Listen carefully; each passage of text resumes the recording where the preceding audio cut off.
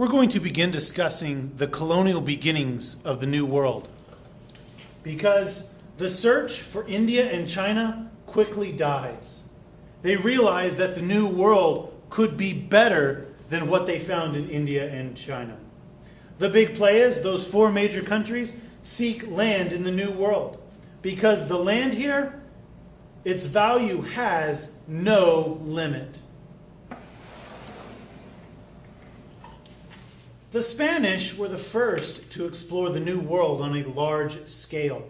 From Hernando Cortez in Mexico, conquering the Aztecs in the early 1500s, to Cabeza de Vaca in the southwestern United States, looking for the 7 cities of gold. Other than a few missions, namely the Alamo and Santa Fe, there were no permanent settlements established by the Spanish. However, England thought they would give the permanent settlement a try. Their first attempt was called Roanoke, and they tried this in 1584. It was led by a man named Sir Walter Raleigh. The story behind Roanoke is that its result was an utter disaster. Because of a poor location and poor leadership, there were poor resources. And with those things combined, the establishment was a complete disaster.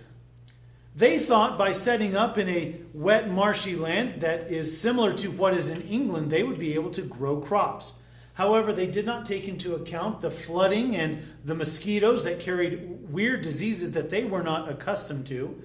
And the poor leadership. You see, Walter Raleigh wasn't a great leader at all. I believe the story goes with him is he was in good with the queen and was fairly wealthy, and so she assigned him to be the leader.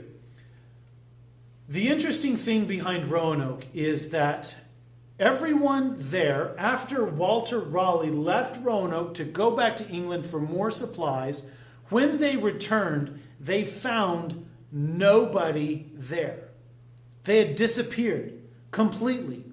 The houses were still there. The little fort community was still there, but nobody was there. They left no trace of where we're going. They didn't leave a note that said, hey, I'm going out to Walmart. We'll be back soon. They had left nothing like that. All that was left was a weird word carved into a tree trunk. And other than that clue, nobody knows what happened to the English settlers at Roanoke in 1584. Several years later, England tried to make a permanent settlement again. And in 1607, they became fairly successful. They did have a lot of hardship at the beginning, though. In 1607, they established Jamestown. This is the first permanent English settlement. The English were unprepared for this journey. Like Roanoke, they came unprepared. Not so much because of a lack of leadership or poor location or lack of resources.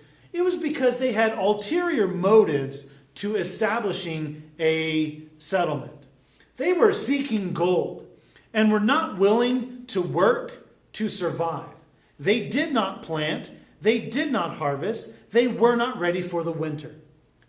Of the 500 settlers or more settlers that made the journey in the beginning in 1607 to Jamestown, only 60 remained when a man named John Rolfe arrived with another group of settlers.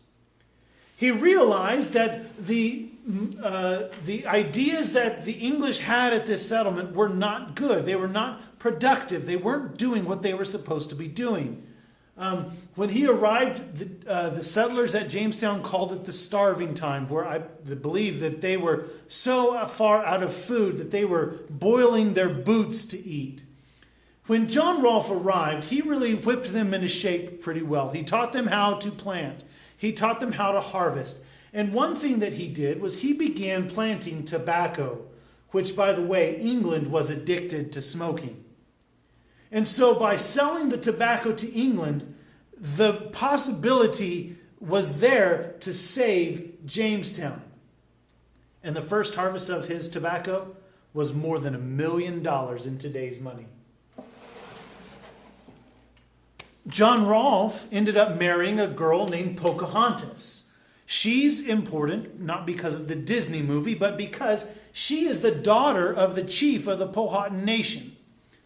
And they go back to England, John Rolfe and Pocahontas, and they start promoting Jamestown. And they paint a picture of Jamestown as a land of plenty.